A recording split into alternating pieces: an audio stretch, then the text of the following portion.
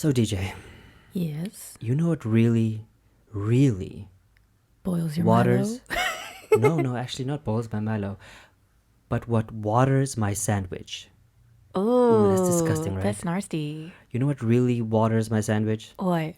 This establishment outside my home called. Should we name it? I think Don't that's name okay. it. Don't name it. Just Okay. So anyway, I live in somewhere, and close to it there is a bar. I respect the work ethic. I respect what it takes to have your own okay. Get to the business. tea. Get to the tea. But the very fact that you have all these people outside of your bar not adhering to social distancing rules, when yucky. literally across the road there is a gigantic sign that says follow the social distancing rules, wear your mask and stay 2 meters apart. I know that you're in a bar and I know the bars close at 9 p.m. I know you need to make your money, girl. I understand. But when it comes to thinking about the ramifications of you sitting with your mask off, smoking and talking and screaming and laughing next to each other, You're spraying particles into the air. literally. And you know why? Because I'm a little bit selfish about this. It's me like looking out at the general good, but also being selfish. Because right now I need exercise for my mental health. And so if you continue with that fuckery, that like nonchalant behavior, I'm like, The oh, I'll never get malarkey. it. The malarkey. The malarkey of and it let all. me tell you, Did you just read them? I think I did. Oopsies. I'm sorry, not sorry, because honestly, they just drive me mad. For people who don't know, who are uncultured, what is a read? Well, a read is essentially like kind of like an insult or a way in which you call someone out in all the ways that they are wrong, and it has a tone of like insulting someone. A little bit of humor thrown in, I think. You're just bringing out all the receipts. What are the facts and why are they bad? Yeah, you just like logically tell them how they're wrong, how they need to shut up and sit down and listen and be wrong and do better next time. So we are calling this episode Don't Read Yourself, coming to you with the chaotic, confused vibes of the subway map in Aquafina's song NYC Bitches. I'm DJ. I am coming to you in the spirit of Oprah Winfrey's Enchanted Forest. I mean, that's where the dragons from Game of Thrones, that's where they live, and that's where Blue Ivy gets all her fresh air. Oprah doesn't have a yard, she has a forest. A back forest, that's what she has. I'm Ivor and welcome to today's show. So, I think in the beginning of 2020, towards the end of 2019, I had started to define what I want or what my life goal is, which is part of how this podcast came to being. And my life goal is to help people be kinder to themselves. Kindness in terms of self-talk is something that I struggle with a lot, but I think it's something that is worth addressing in the time of 2020 pandemic, Trump, the world going up in flames. I think it may be one of the biggest things that we should be addressing, people in general, because I don't know if you've seen that meme that's like me to my brain, like, oh, it's a time of uncertainty and everything is going up in flames. We should, we should give ourselves more leeway. And then also me to myself, not you though. True. Where Not like you, though. we recognize the circumstances are so crazy and that Yeah. nothing is going according to plan and no one really has an idea of what's going to happen next.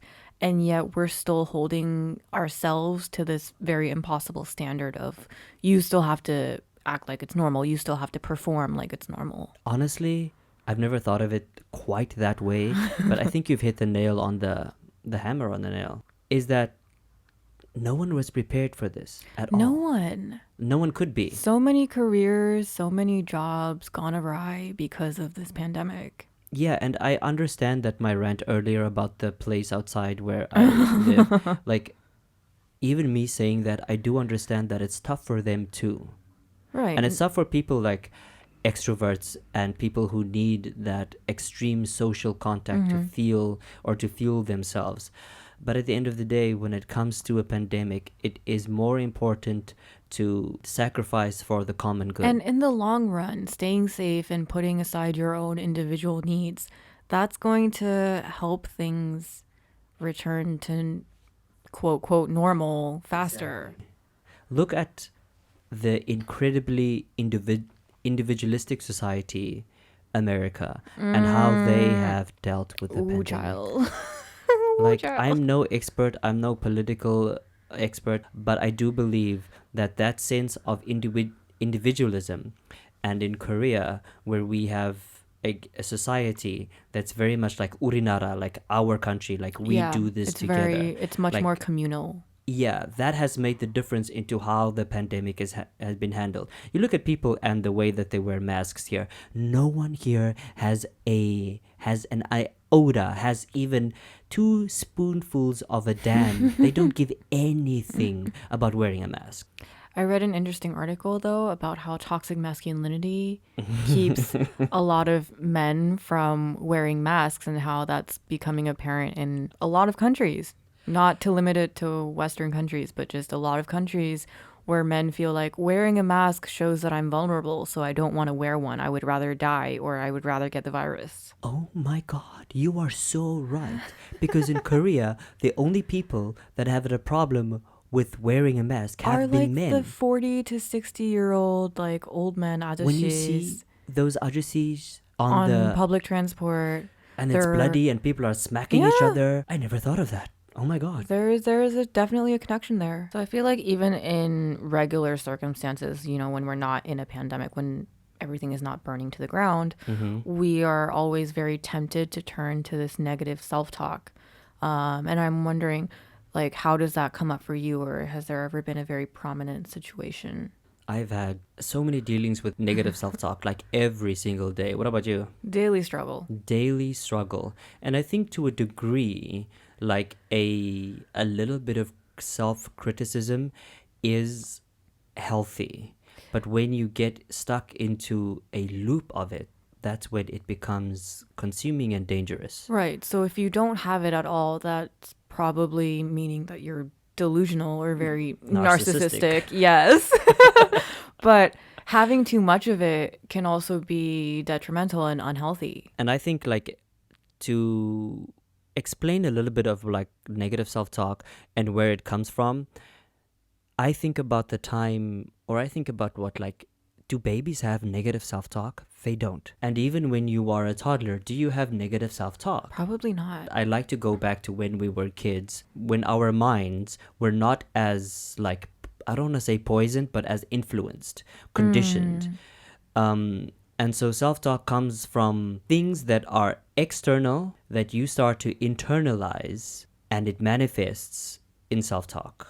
Now, there are many varying degrees of self-talk, and I'm being very specific about the type of self-talk that I struggle with is things about, like, my height, or like the kink in my hair, or like my looks, or things like that, that have definitely, when I go back and analyze it as a kid, it definitely comes from other people pointing out things about you that you didn't perceive or even thought were an issue.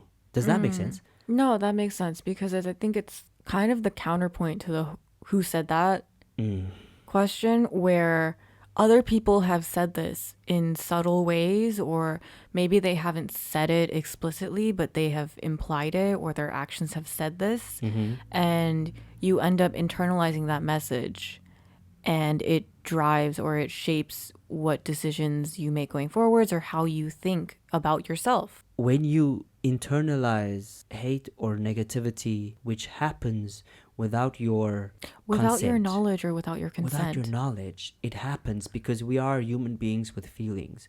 You internalize it, it grows within inside you, and it manifests in different ways. Sometimes in negative self-talk, sometimes you become intolerant to other people, you become passive aggressive, you become mean. There are many different ways in which it comes out. And I think a way to identify that negative self-talk is watch your interactions or the way you judge or think about other people. I think That's a very accurate reflection Mm-hmm. of what are your own insecurities, Ooh, or what do you not like about yourself? Because if you pick out the things that you criticize others for, that's what you don't like that's about yourself. usually what you don't like about your own self. I hate that I know that it's accurate, but that also there are things that I judge other people about. And the only reason that I judge them about that is because either I am like that or I feel some kind of like there's something about Exactly. me that's the same. You're only not only, but in many cases you're seeing that because you pick up on it because you're self-conscious about that. Exactly. When it comes to negative self talk, what do you do to try and or to recognize it? What do you do?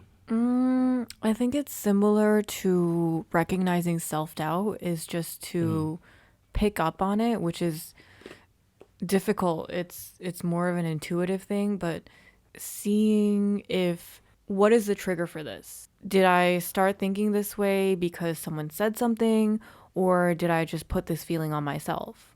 Why am I feeling this way? Yeah, so I guess like identifying the situation where you find yourself talking to yourself. Now, self talk happens so clandestinely, so under the radar, that you could find yourself in your home walking around judging yourself, negative self talk, You could. and going down into a spiral of self doubt, like we said last time, into a spiral of negativity without actually realizing that you're in it. And so I keep going back to the thing about breathing. When you notice your breathing is intermittent, or that you're holding your breath, or that it's not consistent and naturally like deep, that is a pointer that something is physiologically or emotionally not in harmony.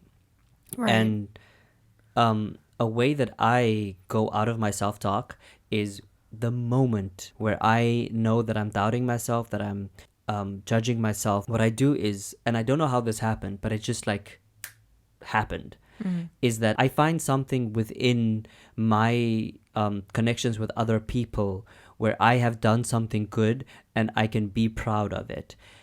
I think that's the way that I identify and then also try to break the cycle.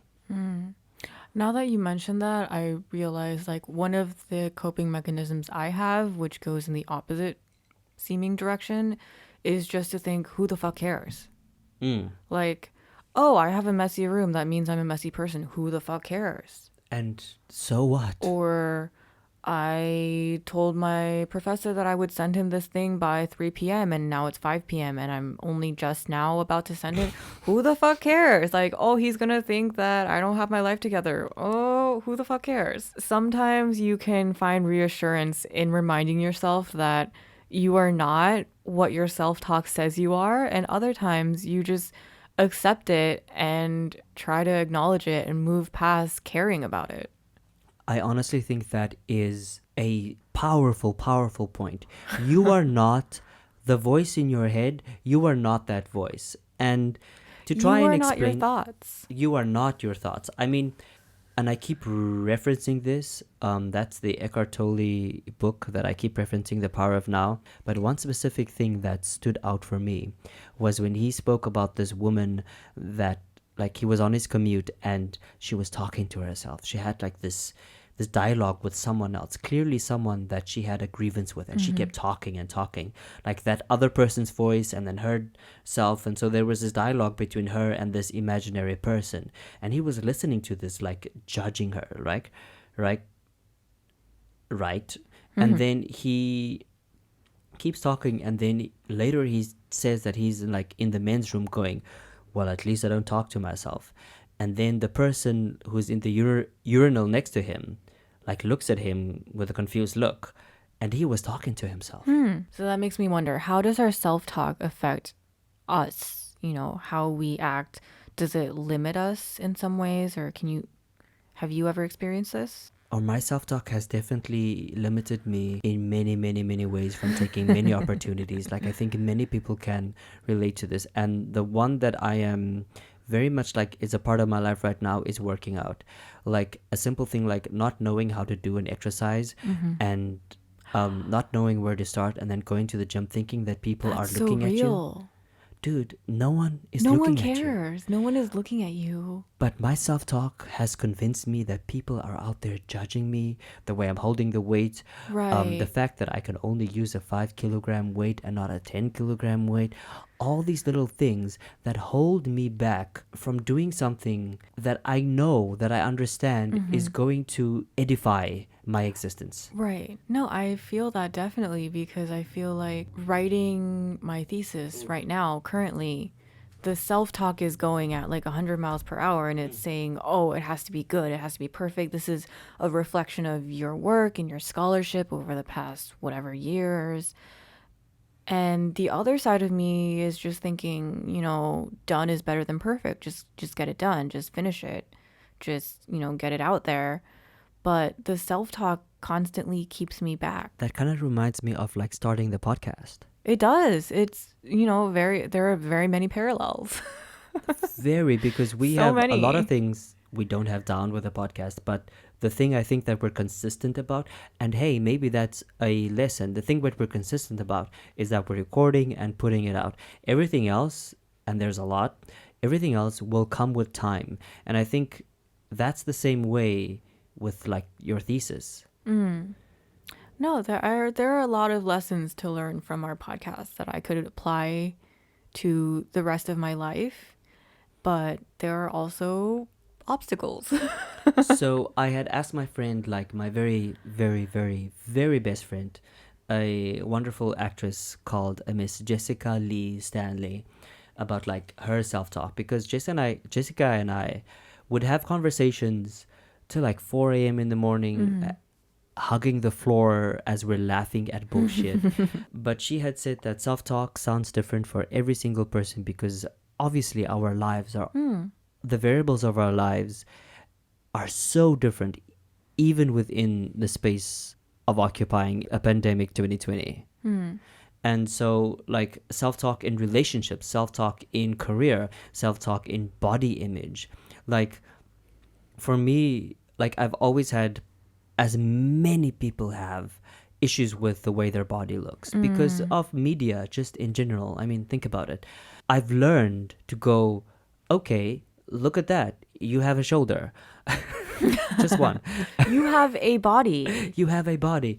Or hey, look at that. There's some definition. Like looking for positive things on purpose. I think you must wake up and look for something positive. Go out and do something good for someone else. That is the best way to feel good about yourself, is when you can make someone else smile or feel good about themselves. Make someone else smile. I think an offshoot of that advice would be just get up and do something. Just move. Oh my God, I do that. Yeah. Yeah, if you're in a kind of dejected, very negative self-talk state of mind, then get up and do something. Go for a walk. You know what I was doing yesterday when people were, I don't know, vocationing or...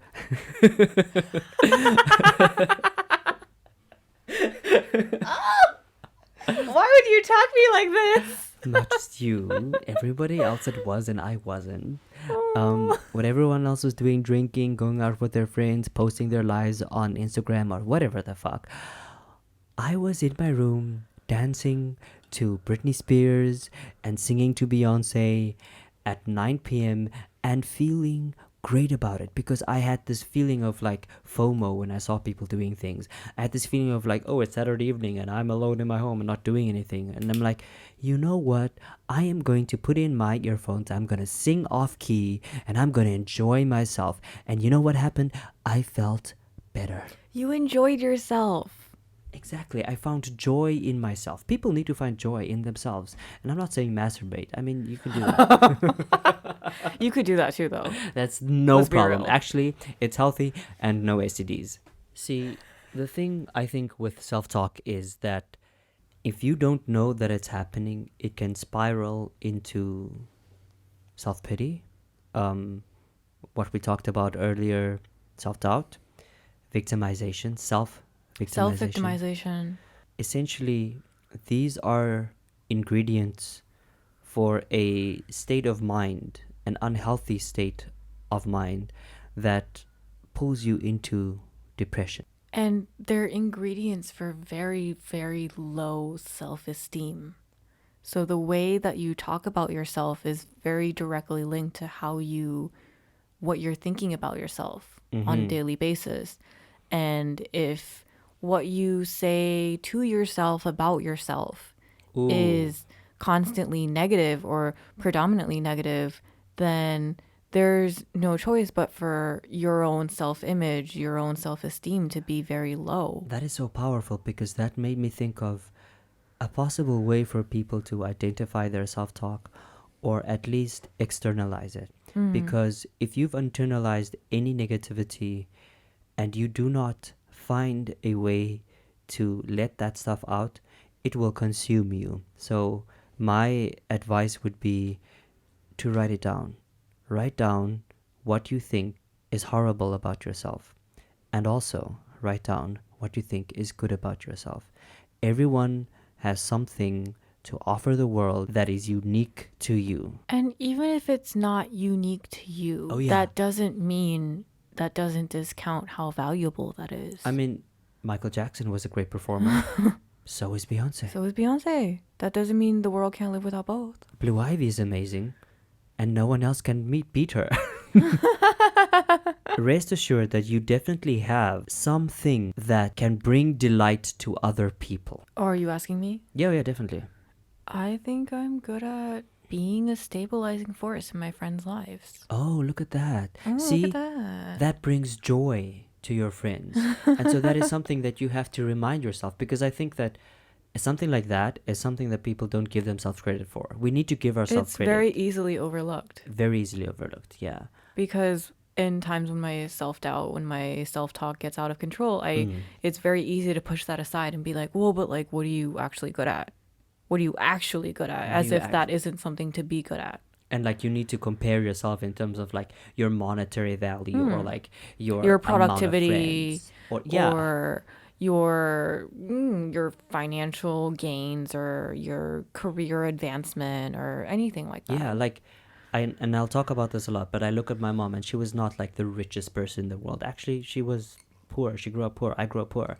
But at the end of the day, when I look back at her life, and I'm like, she always made people smile. No matter the bullshit she went through, just, I couldn't even begin to explain to you. She was a positive influence. Exactly. And so I try, because I was so connected to her, I just became part of who she is. And I kind of like, invariably, I become exactly like her, and I bring some sort of like joy to people's life without trying. And so to sit here and admit that to myself, I'm like, oh my God, my self-talk comes in like, you're not that great, you're not that funny, you're not that this. Like, the negative self-talk immediately flares up. But at the same time, I oscillate between the other side, saying, actually, you know what? You do make people think in a different way sometimes. What you say about your self-talk flaring up, though, brings to mind, I wonder how much self-talk is related to imposter syndrome. So I don't know if you know the concept of imposter syndrome, which is when you have this feeling that in a room full of professionals, or in a room full of your colleagues, you are somehow the only one that's, like fake it till you make it. You don't belong there. You were unqualified. Everyone else is better than you, and somehow you are still in the same room with them. But self-talk is a very big component in that. Oh yeah, I never thought of it that way. And I guess when I had learned to cultivate confidence, my self-talk also I became aware of my self-talk a lot more. So imposter syndrome is something that I counter with the quote that says, surround yourself with people who are smarter than you, so that you rise to their level. So what you're talking about, not wanting to be, letting the other people in the room help you improve, and, self-improvement. I think with the current situation, it's more important than ever that we give each other some leeway to not be as put together as we normally would be, where the self-talk doesn't have to go as crazy as it normally would just because, you're taking your Zoom calls in sweatpants or, things that you would never do normally on a normal basis. Well, this is not a normal situation. You need to give yourself some permission to be a bit messier. I think so. Like, give yourself permission to be a little bit untidy. Give yourself permission to slack off a bit. That is okay. But know that you don't have to remain there. You can get Right. back into your car and you can move right along. You can have standards for yourself, but just because you are momentarily or for a short time or maybe for a year not meeting those standards doesn't mean that you're suddenly a different person. I think most people don't know what their self or their own standards are. Focus on the energy you allow into your space, and especially the energy or the thoughts that come from yourself. Sometimes when I'm supposed to be at the gym at 10, I'm at the gym at 1 because I've been in my bed procrastinating, on Twitter, laughing at memes, watching Korean dramas, whatever. Sometimes I wake up on time to start my day and then I spend my day in bed. I spend an hour in bed and I make myself late. But that happens. Sometimes it happens and it's not always something to beat yourself up about. And so when you're going through a rough patch, you kind of have to hold on to the hope that the other side is also there. Exactly. That's a great way to end our show, is Hold on to the other side of the coin. Look out for that other side. Maybe you made yourself late by 30 minutes by staying in bed, but maybe you were 30 minutes more rested. when you do better, give yourself props for that. Exactly. Recognize when you do good for you. So I hope you guys enjoyed our show. We're definitely open to criticism. Give us all your comments. Mean Please. comments are welcome too. All right, I'm Ivor, and I hope you guys enjoyed our show. I'm DJ. Thank you for listening. And goodbye.